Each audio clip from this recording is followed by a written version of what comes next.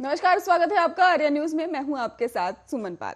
Corona और Omicron के खतरे के बीच देश के सबसे बड़े राज्य उत्तर प्रदेश में विधानसभा चुनाव की तारीख का चुनाव आयोग ने आज ऐलान कर दिया है। आपको बता दें कि उत्तर प्रदेश में 403 विधानसभा सीटों पर इस 10 फरवरी से चुनाव होगा। आपको बता दें मतदान होगा और इसको लेकर भी चुनाव आयोग की घोषणा के मुताबिक यूपी में 7 चरणों में चुनाव आयोजित किए जाएंगे। गौरतलब है कि इस साल उत्तर प्रदेश में समेत ही 5 राज्यों में विधानसभा चुनाव होने हैं। कोविड नियमों का पालन करते हुए इन सभी राज्यों में चुनाव संपन्न कराए जाएंगे। और इसी के साथ ये भी बता दें आपको कि उत्तर प्रदेश की 17वीं विधानसभा का कार्यकाल 15 मई तक है। अब आपको बता दें कि कौन कौन सी तारीख पर कौन से चरण का चुनाव होगा।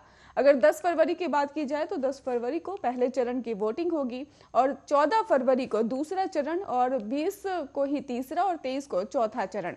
वहीं अगर 27 फरवरी की बात की जाए तो वहां पर 5वां चरण रहेगा और 3 मार्च को छठा फेज और 7 मार्च को 7वां और आखिरी चरण रहेगा। और आपको बता दें कि पिछले दिनों मुख्य निर्वाचन अधिकारी अजय कुमार शुक्ला ने बताया कि मतदाता सूची को जारी करते हुए उन्होंने ये जानकारी सामने रखी कि इस बार मतदाता सूची में कुल 52,80,882 लोगों के नाम जोड़े गए हैं और इनमें महिलाओं की संख्या पुरुषों के मुकाबले ज्यादा है।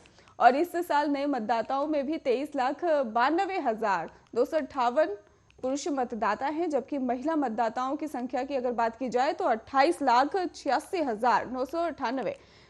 वहीं पर 1,636 मतदाताओं ने खुद को थर्ड जेंडर के रूप में ही पंजीकृत कराया है।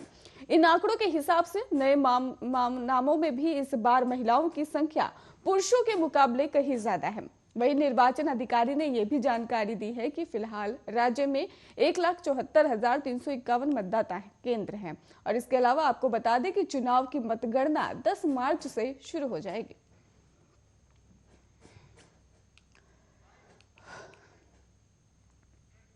उत्तर प्रदेश के विधानसभा चुनाव की तारीखों का ऐलान हो गया है और इसके साथ ही राजनीतिक पार्टियों ने भी अपनी कमर कस ली है। चुनाव की तारीख का ऐलान होते ही यूपी बीजेपी ने ही अपने चुनावी पोस्टर जारी कर दिया है और पार्टी ने साफ कर दिया है कि बीजेपी आगामी विधानसभा चुनाव पीएम मोदी और सीएम योगी के चेहरे पर ही लड़ेगी। इसके साथ ही इस पर भी मुहर लग गई है कि बीजेपी की ओर से मुख्यमंत्री उम्मीदवार योगी आदित्यनाथ की होंगे।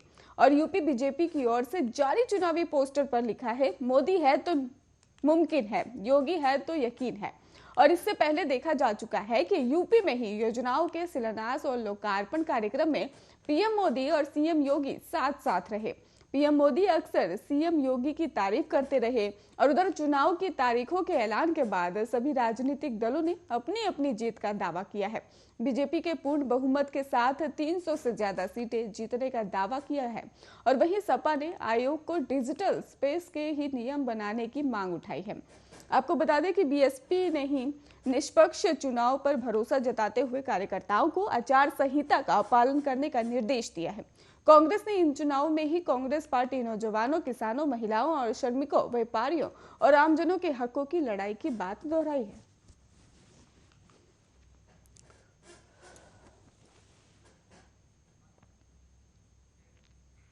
देश में पिछले 3-4 दिनों में ही मौसम का मिजाज बिगड़ा हुआ है। जहां एक तरफ जम्मू कश्मीर, हिमाचल प्रदेश और उत्तराखंड के कई इलाकों में बर्फबारी जारी है, तो वहीं पंजाब, हरियाणा और दिल्ली एनसीआर समेत पूरे उत्तर भारत में लगातार बारिश हो रही है।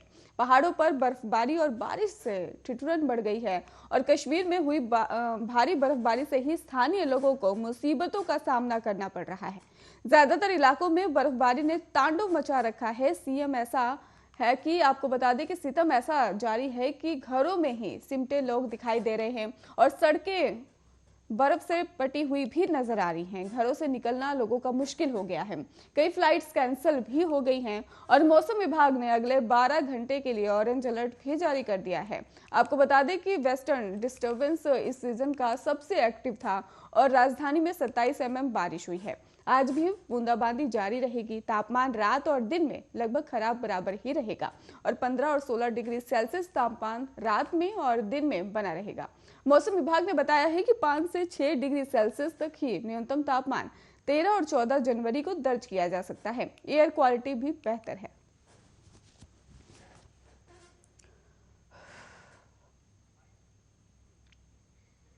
उत्तर प्रदेश में इसी साल की शुरुआत में होने वाले विधानसभा चुनाव को लेकर सभी राजनीतिक पार्टियां जनसंपर्क कर रही हैं और बीजेपी सरकार ने गन्ना मंत्री सुरेश राणा ने भी अपने विधानसभा क्षेत्र में जनता से संपर्क करना शुरू कर दिया है।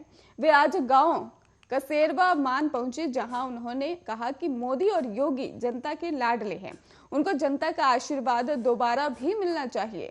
वहीं ओवैसी के द्वारा ही बीजेपी पर हल्ला बोलने के बयान पर उन्होंने विवादित बयान देते हुए कहा कि हमारे पश्चिमी उत्तर प्रदेश में कम खर्चे पर डॉक्टर अच्छा इलाज करते हैं। ओवैसी के लिए कम रुपए खर्च कर उसका इलाज अब हमें ही कराना होगा।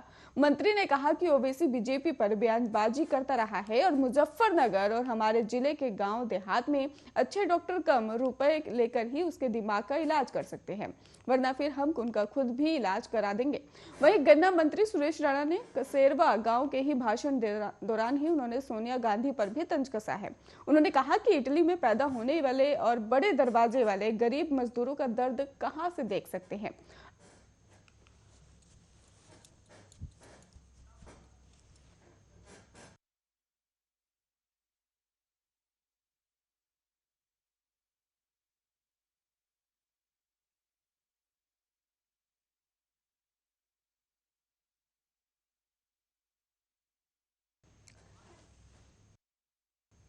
आपको हम बता रहे थे कि विधानसभा चुनाव होने में कुछ वक्त ही बाकी है और ऐसे में सभी राजनीतिक दल एक दूसरे पर आरोप लगा रहे थे। चलिए बढ़ते हैं दूसरी खबर की ओर, जहां पर उत्तर प्रदेश में आगामी महीने में ही विधानसभा के चुनाव होने हैं। इसी को लेकर राजनीति बहसों का दौर जारी है और इस बीच उत्तर प्रदेश के उप मुख्यमंत्री केशव प्रसाद मौर्य ने 2022 के विधानसभा चुनाव में ही नेतृत्व के सवाल पर अपने और मुख्यमंत्री योगी आदित्यनाथ के बीच दूरियों के सवाल का जवाब दिया है।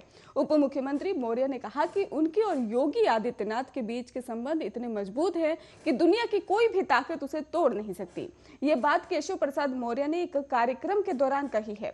आपको बता दें कि 2017 में जब भारतीय जनता पार्टी के मुख्यमंत्री पद के लिए योगी आदित्यनाथ के नाम का ऐलान किया, तब से केशव प्रसाद मौर्य और योगी आदित्यनाथ के बीच संबंधों की तल्खी को लेकर अटकलें चलती रही हैं और इस बात को लेकर ही विपक्षी पार्टियां, खास तौर पर समाजवादी पार्टी ने कई बार बीजेपी पर निशाना भी साधा है। कहा है कि केशव प्रसाद मौर्य को दरकिनार कर योगी आदित्यनाथ को मुख्यमंत्री बना दिया गया और ये इनके साथ धोखा किया गया।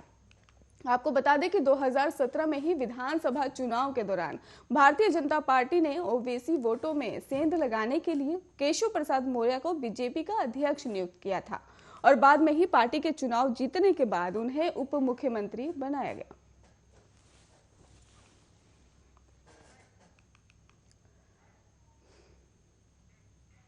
देश भर में कोविड के मामले तेज रफ्तार से बढ़ते जा रहे हैं और इस बीच ही तमिलनाडु में भी एक दिन में ही कई केस बढ़ते नजर आ रहे हैं। चेन्नई में 50 से ज्यादा स्वास्थ्य कर्मचारी कोरोना पॉजिटिव मिले हैं। आपको बता दें कि इसको लेकर भी जानकारी सामने आई है कि चेन्नई में 3 मुख्य सरकारी मेडिकल कॉलेज कोविड अस्पतालों में 50 से अधिक डॉक्टरों और स्वास्थ्य कर्मचारी टेस्टिंग के बाद कोरोना से संक्रमित पाए गए और इसके बाद से ही क्वारंटीन कर दिया गया। रिपोर्ट के मुताबिक उत्तरी चेन्नई के स्टेनली मेडिकल कॉलेज में भी ऊटी और कुर्ग दौरे पर गए कम से कम 30 छात्र कोरोना पॉजिटिव पाए गए हैं और इसी कैंपस में 2 पोस्ट ग्रेजुएट डॉक्टर और 7 नर्स समेत 14 अन्य स्टाफ सदस्य भी संक्रमित हुए हैं।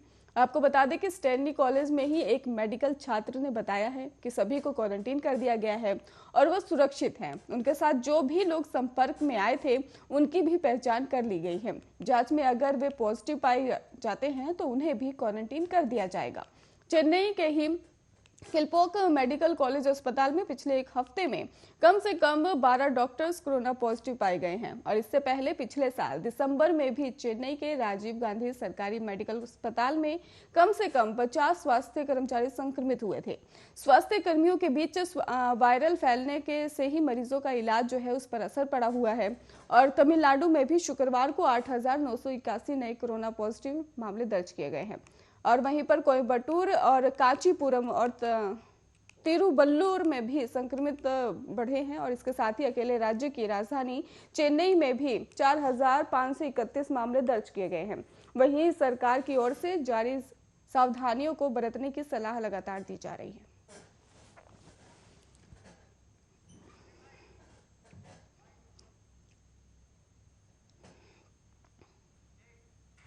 बिहार के नेता प्रतिपक्ष तेजस्वी यादव ने शुक्रवार को साफ तौर पर कहा कि वे सीएम नीतीश कुमार और जेडीयू से कभी हाथ नहीं मिलाने वाले।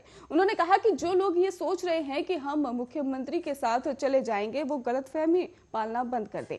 हमारी पार्टी कोई फर्जी और झूठी पार्टी नहीं है। हम मुख्यमंत्री की तरह सिद्धांतों से समझौता नहीं करेंगे। अब तेजस्वी के इस बयान पर जेडीयू ने पलटवार किया है। जेडीयू प्रवक्ता निखिल मंडल ने कहा कि आरजेडी अपना ऑफर अपने पास रखे। राज्य सरकार नीतीश कुमार के नेतृत्व में जातीय जनगणना कराने में समक्ष है। निखिल मंडल ने ट्वीट कर कहा कि इस फ्रस्ट्रेशन नवी फेल लड़के को ही अपने अध्यक्ष जगदा बाबू को ही समझाना चाहिए, जो उछल उछल कर ऑफर दे रहे हैं।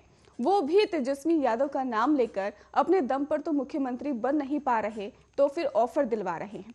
अर्जी अपना ऑफर रखो और अपने घोटाले पर बंगले में अपने सीएम का सपना देखकर बंद करो। दरअसल आरजेडी के प्रदेश अध्यक्ष जगदानंद सिंह के बयान पर सूबे के सियासी गलियारों में फिर से बवाल मच गया था और चर्चाएं ये भी जताई जा रही थी कि आरजेडी जेडीयू के साथ ही आ सकती है।